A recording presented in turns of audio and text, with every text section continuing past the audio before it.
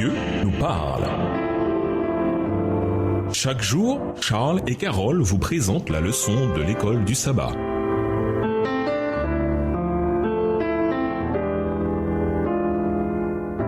Bienvenue dans votre émission Dieu nous parle. Nous voilà à la leçon 8 qui va du 14 au 20 mai. Pierre et la pierre. Étude de la semaine, Galates 4, verset 4, Hébreux 7, verset 26, Matthieu 16, verset 13 à 20, Éphésiens 2, verset 20, Matthieu 16, verset 21 à 27 et Matthieu 7, les versets 1 à 9. Verset à mémoriser.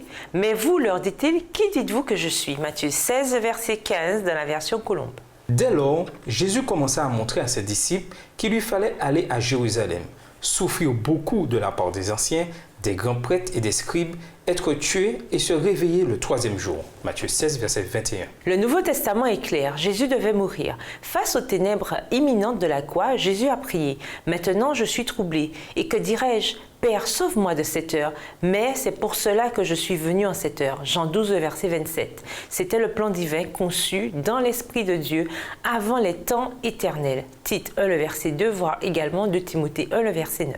C'est pourquoi Jésus n'a pas simplement dit qu'il allait beaucoup souffrir et être tué, puis ressusciter le troisième jour, mais qu'il devait subir ces choses. Étant donné la nature de Dieu, la sainteté de la loi et la réalité du libre arbitre, sa mort était le seul moyen par lequel l'humanité pouvait être sauvée de la pénalité de la transgression. Cette semaine, nous en apprendrons davantage sur l'histoire de Jésus en nous focalisant sur Pierre et sur ses réactions au ministère de Jésus alors que ce dernier avançait vers une mort planifiée dès avant les temps éternels. Et nous vous laissons avec cette réflexion. Si nous nous soutenons les uns les autres en Christ, nous aurons une Église forte. Au revoir. Et à demain si Dieu veut. Dieu nous parle. Chaque jour, Charles et Carole vous présentent la leçon de l'école du sabbat.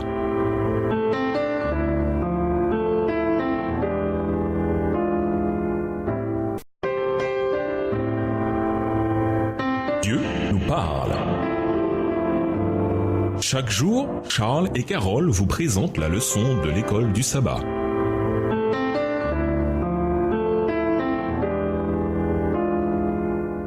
Bienvenue dans votre émission. Dieu nous parle. Nous voilà au dimanche 15 mai. Tu es le Christ. Imaginez ce que Pierre a dû ressentir, lui qui avait été avec Jésus quasiment depuis le départ. Qu'a-t-il pu penser en voyant ces événements incroyables, les uns après les autres? Les guérisons, les démons chassés, les foules rassasiées, les enseignements incroyables, le contrôle de la nature, les morts ressuscités et la marche sur l'eau.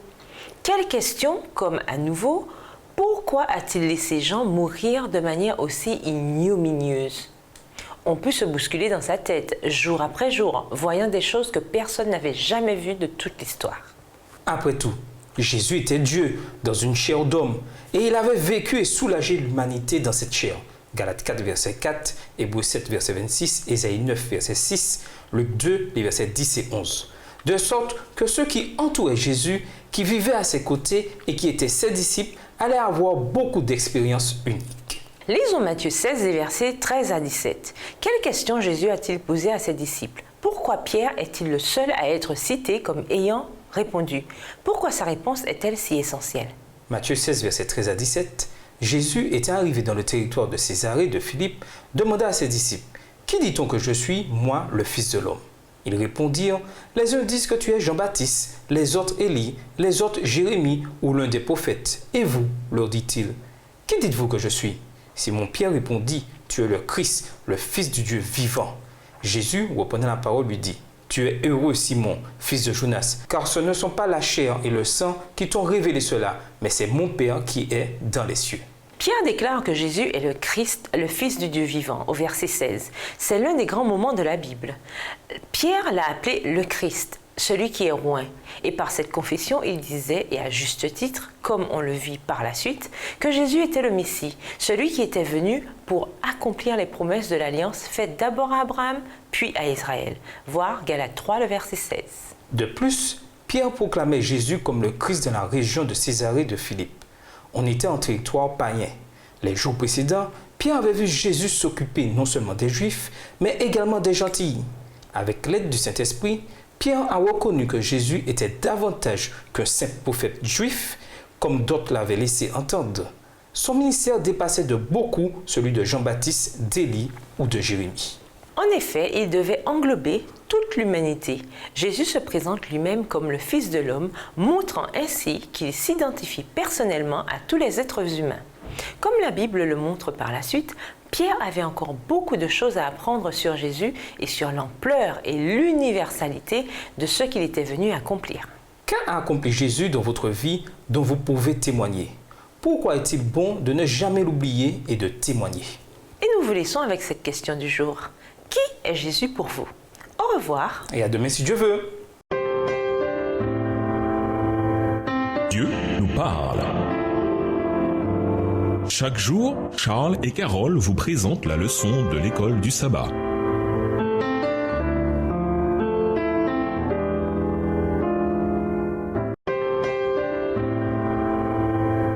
Dieu nous parle. Chaque jour, Charles et Carole vous présentent la leçon de l'école du sabbat.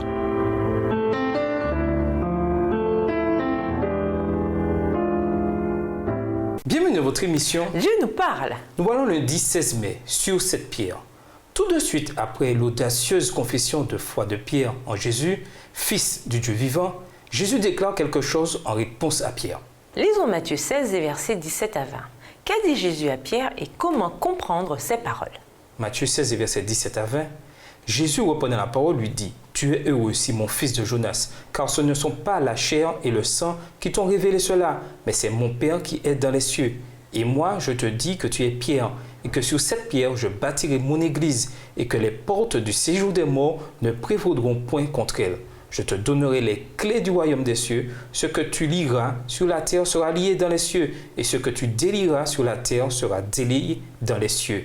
Alors, il recommanda aux disciples de ne dire à personne qu'il était le Christ. L'expression « sur cette pierre » est source de controverse dans l'Église chrétienne. Les catholiques disent que la pierre est Pierre lui-même, en avançant que Pierre était le premier pape.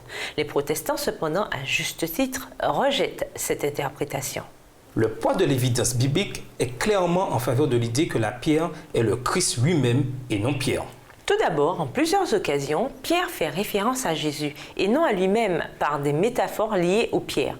Voir Acte 4, les versets 8 à 12 et 1 Pierre 2, les versets 4 à 8. Ensuite, on trouve dans toute la Bible l'image de Dieu et du Christ comme étant une pierre ou un rocher. A contrario, les humains sont considérés comme faibles et peu dignes de confiance.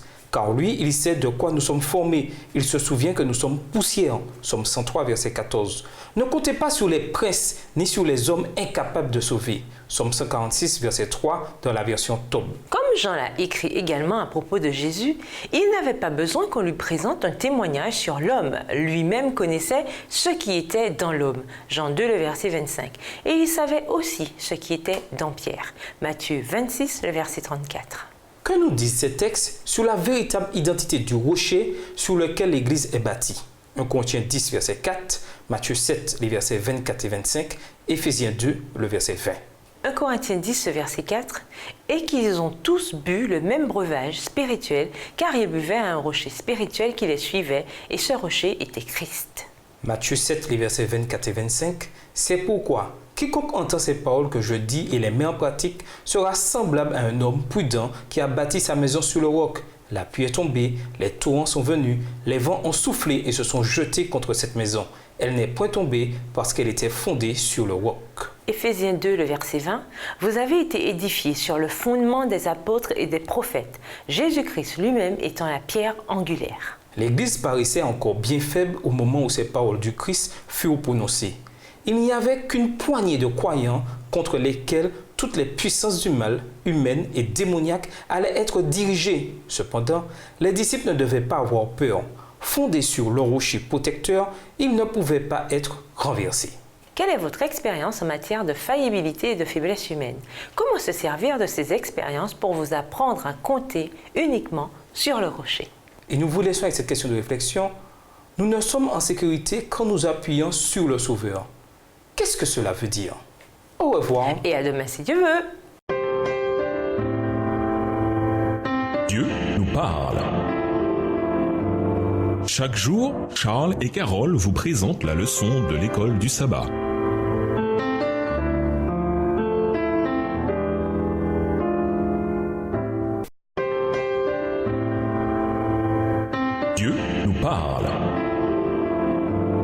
Chaque jour, Charles et Carole vous présentent la leçon de l'école du sabbat.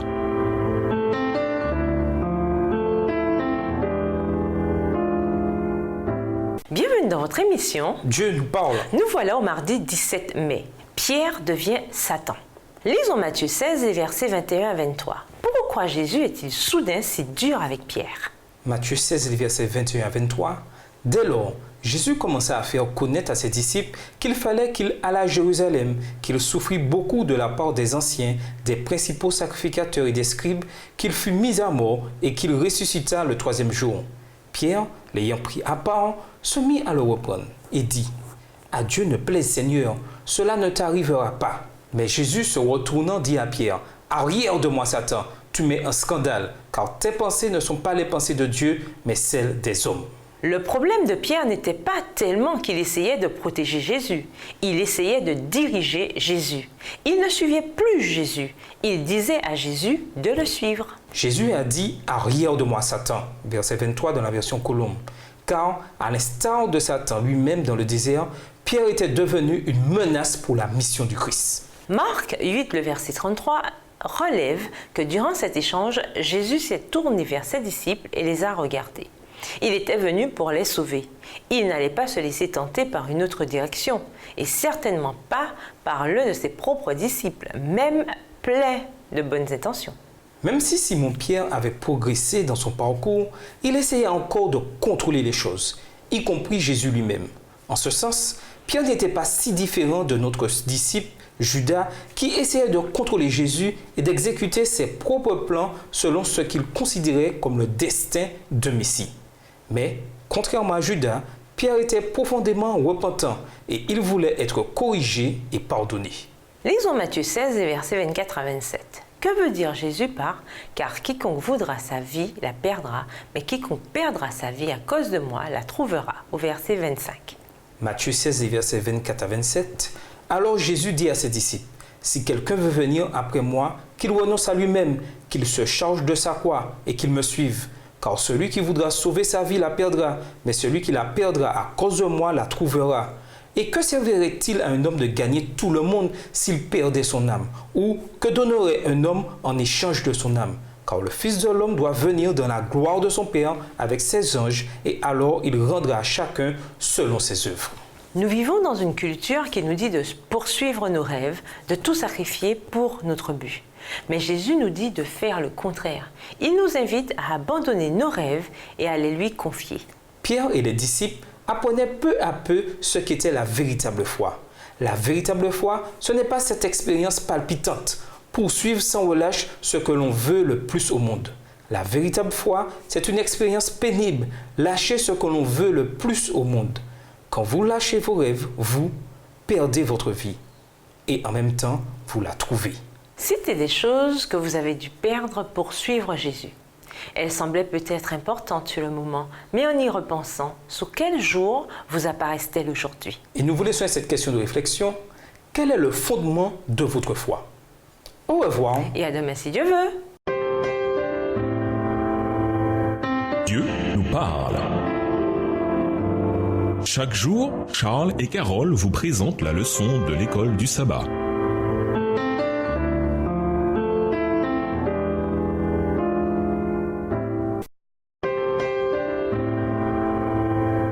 Dieu nous parle.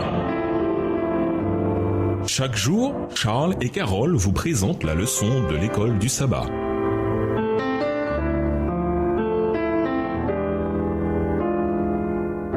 Bienvenue dans votre émission. Dieu nous parle. Nous voilà au mercredi 18 mai. Un peu d'encouragement venu du ciel.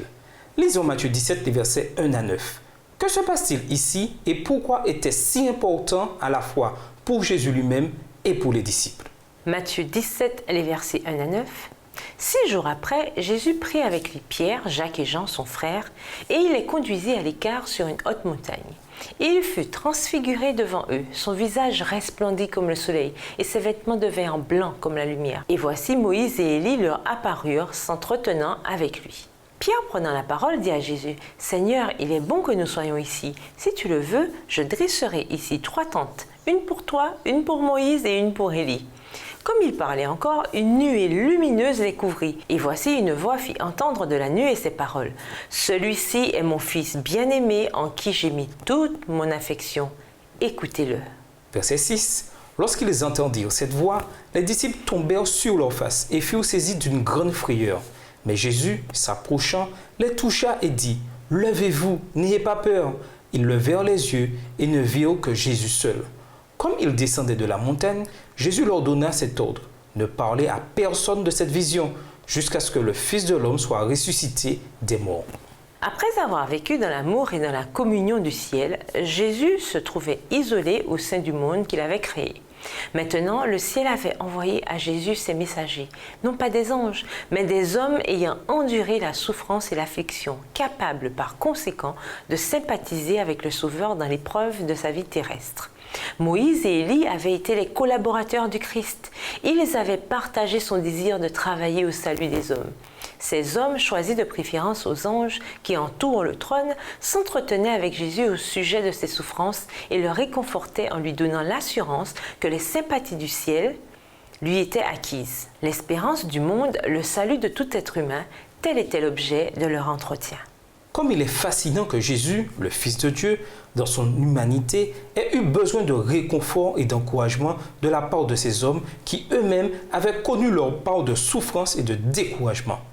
Luc rapporte qu'ils lui ont parlé de son départ qui allait s'accomplir à Jérusalem, Luc 9, verset 31. Remarquez le terme « accomplir » que l'on peut également traduire par « remplir, satisfaire ». Preuve supplémentaire que la mort de Jésus était nécessaire pour le salut de l'humanité. Avec de tels enjeux, il n'est pas surprenant que le ciel ait jugé bon d'envoyer cet encouragement. De plus, malgré tout ce qu'ils avaient déjà vu et entendu, Pierre, Jacques et Jean allaient avoir encore plus de raisons de croire. Une fois remis de leur peur initiale, ils ont certainement dû être encouragés eux aussi par cette voix sortie de la nuée. Fait révélateur également, Matthieu dit que Jésus s'approcha, les toucha de la main et dit « Levez-vous, n'ayez pas peur » Matthieu 17, le verset 7. Même face à tout ce qu'il doit traverser, Jésus réconforte et encourage ses disciples. Peu importe qui nous sommes ou la grandeur de notre foi et de notre engagement, nous ne disons pas non à quelques encouragements de temps en temps. Cela signifie également que quelqu'un que vous connaissez en a peut-être besoin. Qui, parmi les personnes que vous connaissez, aurait besoin d'encouragement en ce moment? Et nous vous laissons avec la question du jour sur une base quotidienne. Comment pouvons-nous être sûrs des sources qui guident notre sagesse? Au revoir. Et à demain si Dieu veut. Dieu nous parle. Chaque jour, Charles et Carole vous présentent la leçon de l'école du sabbat.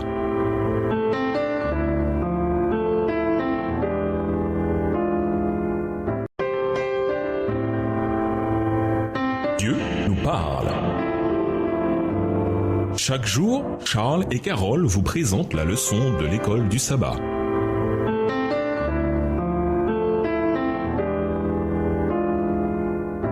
Bienvenue dans votre émission. Dieu nous parle. Nous voilà au jeudi 19 mai. Jésus et l'impôt du temple. Lisons Matthieu 17, les versets 24 à 27. Qu'est-ce qui se joue ici et qu'est-ce que cela nous révèle sur Jésus? Matthieu 17, verset 24.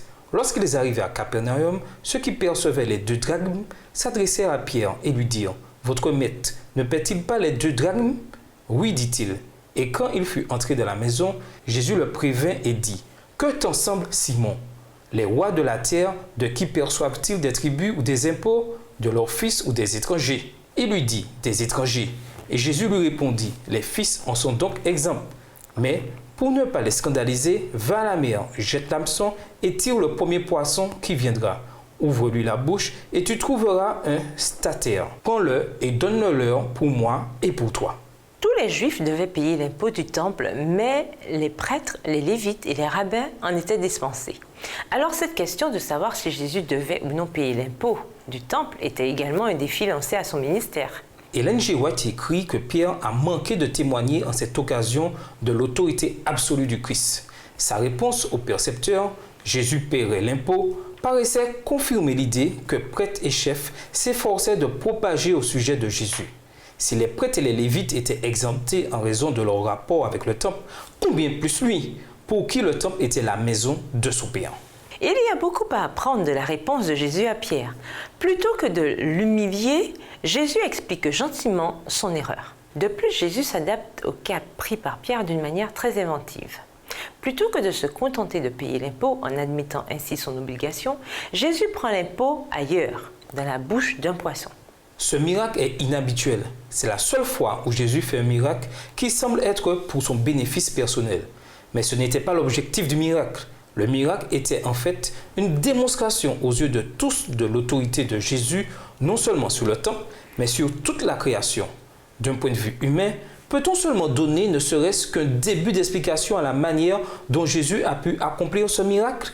De toutes les choses que Pierre avait vues, pouvez-vous imaginer ce qui a dû lui traverser l'esprit quand il jette son hameçon, qu'il attrape un poisson et qu'il trouve dans sa bouche la somme exacte due pour l'impôt du temple? Voir Ésaïe 40, les versets 13 à 17. Il n'était pas nécessaire que Jésus et ses disciples paient l'impôt du temple, mais Jésus l'a quand même fait, afin d'éviter des polémiques inutiles. Comment apprendre à désamorcer des situations, en particulier pour des choses qui ne sont pas absolues, afin d'éviter des conflits inutiles? Et nous vous laissons avec la question du jour. Avez-vous déjà accepté un conseil en sachant pertinemment qu'il s'opposait au plan de Dieu? Comment éviter de tomber dans un tel travers? Au revoir. Et à demain si Dieu veut. Dieu nous parle. Chaque jour, Charles et Carole vous présentent la leçon de l'école du sabbat.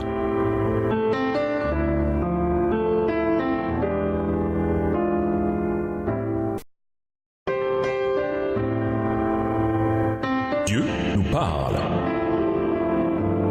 Chaque jour, Charles et Carole vous présentent la leçon de l'école du sabbat.